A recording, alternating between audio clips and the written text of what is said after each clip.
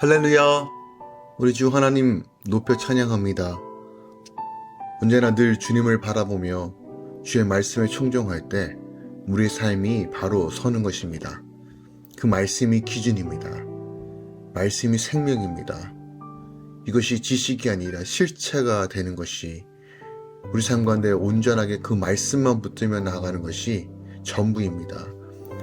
그 하나님의 그 놀라우신 은혜와 감격과 깨달음이 오늘 이 아침에 있길 소망합니다. 4월 13일 목요일 아침 예배 성삼위 하나님께 올려드립니다.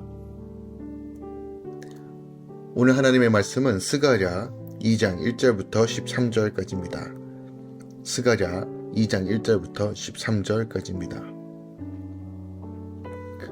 내가 또 눈을 들어본즉 한 사람이 측량줄을 그의 손에 잡았기로 내가 어디로 가느냐 물은즉 그가 내게 대답하되 예루살렘을 측량하여 그 너비와 길이를 보고자 하노라 하고 말할 때 내게 말하는 천사가 나가고 다른 천사가 나와서 그를 맞으며 이르되 너는 달려가서 그 손을 내게 말하여 이르기를 예루살렘은 그 가운데 사람과 가축이 많으므로 성곽 없는 성읍이 될 것이라 하라. 여호와의 말씀에 내가 불로 둘러싼 성곽이 되며 그 가운데서 영광이 되리라. 오호라 너희는 북방 땅에서 도피할지어다. 여호와의 말씀이니라. 그는 내가 너희를 하늘 사방의 바람같이 흩어지게 하였음이라. 여호와의 말씀이니라. 바벨론 성에 거주하는 시온아 이제 너는 피할지니라. 만군의 여호와께서 이같이 말씀하시되 영광을 위하여 나는 너희를 노략한 여러 나라로 보내셨나이니 너희를 범하는 자는 그의 눈동자를 범하는 것이라. 내가 손을 그들 위에 움직인즉 그들이 자기를 섬기던 자들에게 노략거리가 되리라 하셨나니 너희가 만군의 여호와께서 나를 보내신 줄 알리라. 여호와의 말씀에 시온에 따라 노래하고 기뻐하라. 이는 내가 너 와서 내 가운데에 머물 것임이라. 그날에 많은 나라가 여호와께 속하여 내 백성이 될 것이요 나는 내 가운데에 머물리라. 내가 만군의 여호와께서 나를 내게 보내신 줄 알리라.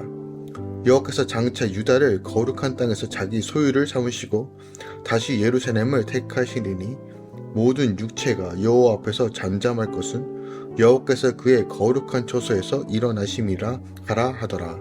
아멘. 하나님의 말씀입니다. 예루살렘의 회복에 대한 말씀이 이어집니다. 예루살렘의 너비와 길이를 측량하는 천사와 예루살렘이 풍성하게 되어 하나님의 영광이 드러날 것을 말하는 천사가 등장하죠. 이제 유다 백성은 바벨론에서 벗어나 하나님 안에 거하며 노래하고 기뻐할 것이다 라고 오늘 본문이 우리에게 말해주고 있습니다. 오늘 본문은요, 세 번째 환상입니다. 즉 측량줄 환상인데요. 측량줄을 잡은 소년의 환상을 다루고 있어요. 먼저 1장 18절부터 22절 어저께 본문이죠. 두 번째 환상인 넷불과 대세상의 환상은요.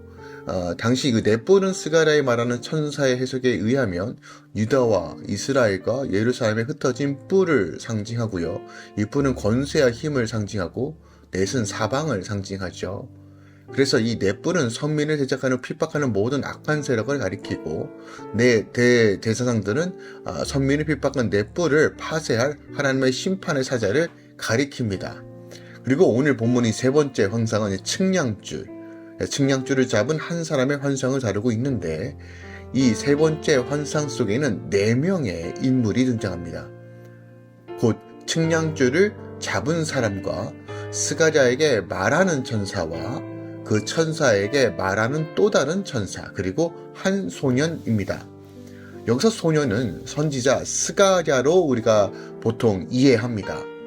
여기서 측량줄을 잡은 사람은 예루살렘의 너비와 길이를 측량하고자 하였는데 그는 6절 이하의 내용을 비추어 볼 때 첫 번째 환상에서는 붉은 말을 타고 화석류의 나무에서는 여호와의 사자로 등장하고 그 외에 본서에서는 다양한 모습으로 등장하는데 성경학자들은 제2 성자 하나님을 가리킨다라고 해석합니다.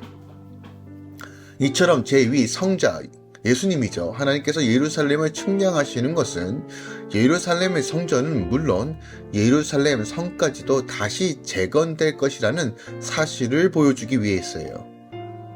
또 다른 한 천사는 스가랴에게 말하는 천사를 향해 소년에게 예루살렘의 번영과 예루살렘 가운데 여호와께서 임재하실 것을 예언하게 하였는데, 이는 장차 회복될 예루살렘이 번영과 안정을 다시 한번 회복할 것을 보여주고 있어요. 6절 이하에서는 바벨론에 거하는 선민을 향한 하나님의 그 도피를 권고하고 있고요. 또 함께 하나님께서 선민을 압제한 바벨론을 심판하실 것을 6절부터 9절에 말씀하고 있고, 또 선민을 회복하시고 그 가운데 임재하실 것을 10절부터 13절까지 선포하고 있는데, 선민의 온전한 회복과 영광이 전적으로 하나님의 역사로 그의 주권적 통치와 다스림으로 이루어질 것을 우리에게 보여주고 있습니다. 오늘 본문 말씀 통해서 우리가 더 깊이 묵상할 것이 무엇이 있을까요? 여러 주제들을 우리가 좀 다룰 수 있을 것인데요. 먼저 우리는 이 말씀이 주는 본질적 의미를 해석해야 됩니다. 측량줄은요, 즉 하나님의 말씀의 기준으로 이 예루살렘을 지금 재보겠다고 하는 거예요. 측량줄이라는 것은 위에서부터 떨어지는 줄입니다. 즉 이 건물이 수직으로 잘 되어 있는가, 수평으로 잘 되어 있는가, 이 측량줄을 내리겠다고 하시는 거예요. 즉 공의와 정의의 하나님께서 지금 예루살렘을 평가하시고 그 죄를 물으시고 다시 한번 이 측량줄로 인하여 다시 재건하실 거라는 의미를 가지고 있어요. 즉 9절 말씀을 좀 살펴보면 그 의미가 분명한데요. 내가 손을 그들 위에 움직인즉 그들이 자기를 섬기던 자들에게 노략거리가 되리라 하셨나니 너희가 만군의 여호와께서 나를 보내신 줄 알리라 라고 말합니다. 즉 그리스도가 온 땅의 심판자로 다시 오실 때 그 능력이 분명히 드러난다는 것을 보여주고 있어요. 그러니까 재림주로 오실 그 메시아에 대한 그림자 또한 오늘 본문에서 우리에게 말해주고 있고, 주님께서 오셔서 옛것을 무너뜨리고 다시 한번 재회복하시고 새로운 예루살렘을 완성하실 거라는 메시지가 오늘 본문에 우리에게 담겨져 있다는 거예요. 여호와의 사자가 선민을 압제하는 자들을 심판을 행하심으로써 그들이 오히려 선민의 노략거리로 전략하게 될 것인데, 그때 비로소 그 이스라엘 백성들, 선민들이 만군의 여호와께서 그의 사자를 보내신 줄 알게 될 거라고 말씀하고 있는 것이 9절인데요. 이 말씀은 11절에 다시 한번 반복됩니다.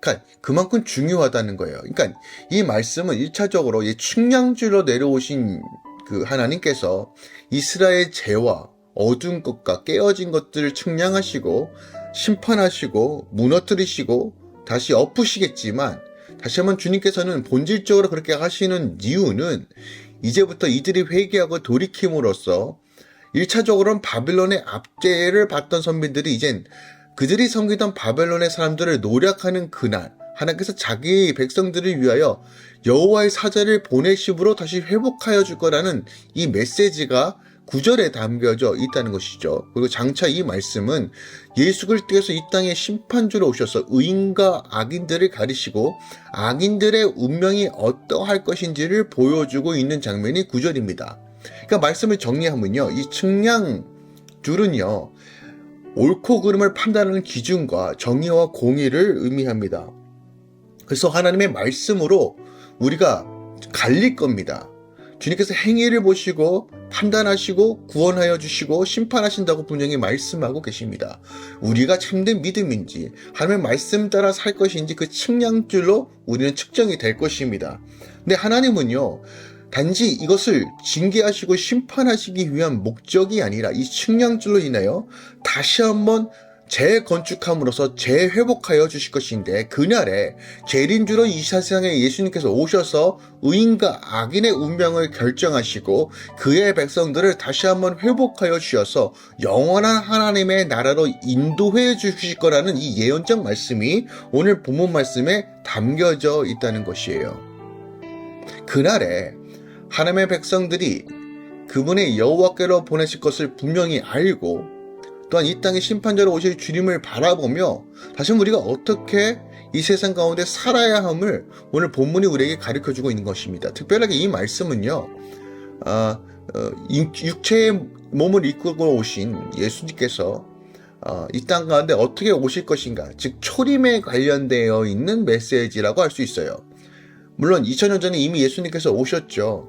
여호와의 사자가 성육신하여 그리스도로서 하나님의 백성들을 구하기 위하여 그들 가운데 오셔서 그들을 그리스도께서 하나님께서 보내신 줄을 알지 못했지만, 그가 모진 고난과 어려움을 통과하심으로써 십자가에 달려 죽으심으로 부활하심으로 그것이 분명하게 이분이 메시아로서 왜 측량줄이 되셔서 백성들을 심판하시고 정죄하시지만 다시 한번 부활의 영광으로 그의 백성들을 회복하여 주실 것이라는 이 메시지가 오늘 본문 말씀에 그대로 담겨져 있다는 것이죠.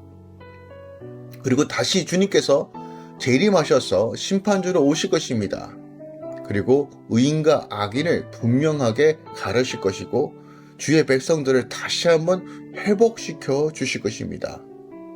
특별하게 11절 말씀에 그날에 많은 나라가 여호와께 속하여 내 백성이 될 것이요 나는 내 가운데 머무르리라. 내가 만군의 여호와께서 나를 내게 보내신 줄 아리라 라고 말합니다. 그날 하나님께서 시온의 딸 가운데 머무는 날로서 임마누엘의 하나님 예수 그리스도께서 그의 백성 가운데 초림하여 오시는 날이요 또한 하나님의 영신 성령께서 하나님의 백성 가운데 강림하시는 날을 가리킵니다. 또한 이러한 본문의 말씀처럼 예수께서 초림과 성령의 강림으로 많은 나라와 민족들이 하나님께로 돌아와 그분의 백성이 되었죠. 그런데 스가랴 시대의 선민들은요, 이 하나님의 말씀을 믿기가 매우 어려웠어요.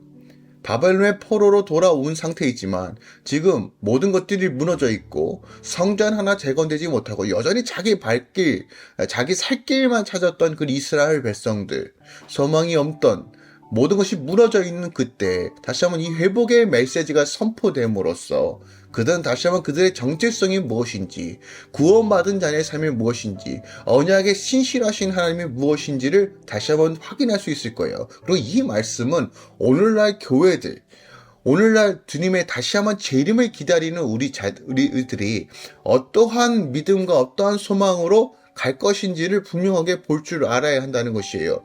하나님은 그날에 의인과 악인을 반드시 가릴 겁니다. 그런데 중요한 것은 하나님은 그의 백성들을 결코 버리지 않고 끝까지 책임져 주신다는 거예요. 그것이 12절 말씀입니다.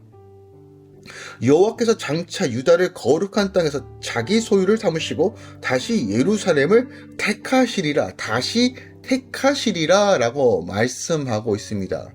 즉 선민들에게는 지금 우리는 포기되었구나, 당시 이스라엘 백성들, 다시 돌아온 유다들은 우리는 절대 소망이 없구나라고 하는 그때 하나님께서 다시 택하여 주신다고 말해요. 즉 이 무슨 말이냐, 하나님은 그의 백성을 끝까지 책임지시며 그의 말씀대로 성취하시고 이루신다는 것이에요. 견인의 은총이라고 하는 것입니다. 즉 우리가 연약하고 허물 많은 우리에게 위로와 소망과 궁극적 구원의 확신을 갖게 하셔서 다시 한번 우리가 흔들리지 않고 주님의 거룩한 은혜 안에 거할 수 있도록 인도해 주시는 하나님의 놀라우신 섭리예요. 주님은요, 그의 백성을 절대로 포기하지 않으십니다. 우리가 온전한 회개를 통해서 주님께 돌아오고 또한 우리의 회개와 성화의 과정을 통해서 하나님을 닮아가고 나아갈 때 하나님은 하나님의 나라 소망으로 이 땅 가운데 거할 수 있도록 인도해 주실 것입니다. 그러므로 오늘 다시 한번 주님 바라보며 나아가기 원합니다. 다시 한번 주의 말씀으로 내 죄를 분명히 보고 내 안에 하나님의 어둡고 추하고 여전히 나약한 것들을 제 슈그트림으로 차단해버리고 성령의 인도하심 따라 절대로 나를 붙드시는 그 하나님을 향하여 오늘도 믿음으로 걸어가시길 부탁드립니다.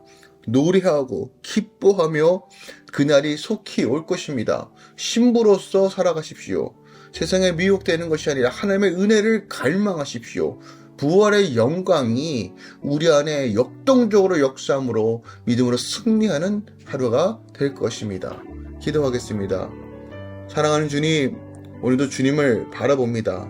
측량할 수 없는 회복, 그 놀라우신 은혜와 감격, 하지만 그 시작은 하나님의 그 측량줄로 인하여 우리의 부족한 것, 우리 죄된 것이 무엇인지 분명히 볼 수 있는 눈이 생기기 원합니다.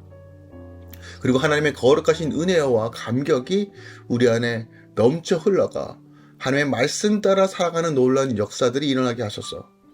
너희 안에 착한 일을 시작하시는 네가 그리스도 예수의 날까지 이루신 줄 우리는 확신하노라. 빌립보서 1장 6절 말씀을 붙듭니다. 우리 안에 시작하신 일들은 반드시 이루실 것입니다. 끝까지 이 죄된 세상에서 하나님의 백성으로 살게 하시고 수많은 공격과 어려움과 모든 죄악된 것에 물들이지 않고 거룩한 삶을 살 수 있도록 성령 하나님 붙드시고 인도하여 주시옵소서. 이제는 우리 주 예수 그리스도의 은혜와 우리 하나님 아버지의 놀랍고 지극하신 사랑과 성령님의 내교통 충만 역사하심이 이제부터 영원까지 함께 계시길 축원하노라. 아멘.